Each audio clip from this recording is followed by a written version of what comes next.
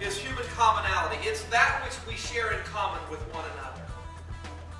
It's what we find similar in another individual. Rapport. Believe it or not, for example, if you came in here this morning and I came into the room and I had stainless steel studs sticking out of my ears, nose, eyelids, chin, jaw. Half of my face was tattooed. My hair's dyed green. And I'm wearing leather, all leather. I'm really diverse. I am the most unique, different, diverse character you've ever seen. I really turn heads in the crowd. If I had walked in here and introduced myself, good morning, Carol, I'm Bill. I'm going to be your facilitator today. Glad to have you. Hi, Dot. I'm your facilitator today. We're going to have a rocking good time, honey. What would most of you have done? You'd have left.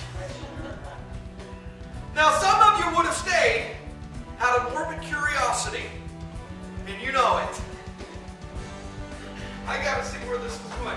But why do we do that? When we see someone that's that outstanding, when we see someone that's that different, why do we create these barriers? What's happening in here? What's going on? Fear? We're trying to protect ourselves, aren't we? We make immediate assumptions based on perception. We make immediate assumptions based on first impressions, and we act on those assumptions. Now, I'm going to suggest that assumptions can get you into trouble. Anyone agree with that? And the bigger the assumption, the bigger the risk. Now, that doesn't mean we stop making assumptions. Unfortunately, assumptions are a very important part of social involvement. We occasionally have to make an assumption. Would you agree with that?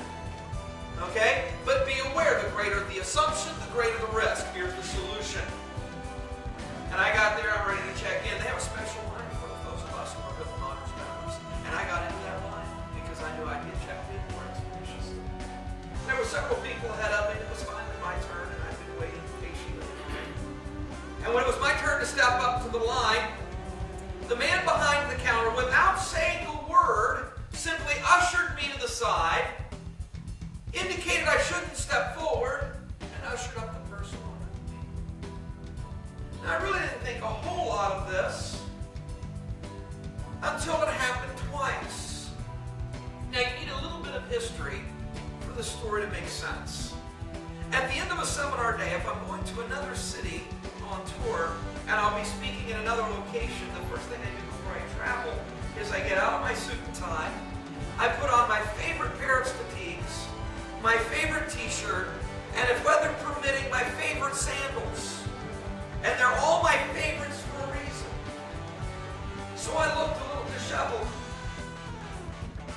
The man behind the desk made an assumption when he saw me. He ushered me to the side, ushered up the next person. I went to step forward. He held out his hand again and ushered up the next person. He did this to me 3 times. Well, I'm a reasonable person. I'm waiting there. I just assumed maybe these guys were celebrity. And I got out my Hilton Honors card. I knew I'd need my ID, and I knew I would need my credit card for incidentals. So I got everything out. Finally, there was no one else left in line, and he ushered me over to the counter, and I humbly approached.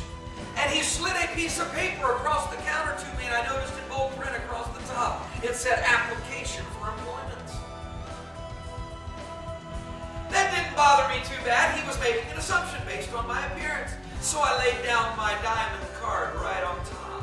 I turned it and I faced it to him, and I slid it back across the counter.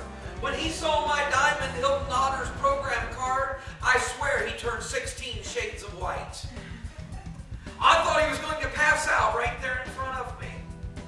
I finally reached across the counter. I put my hand on his. I said, "Sir, please, it's not a problem. I may have made the same assumption once myself." And he continued checking me in now that he could breathe.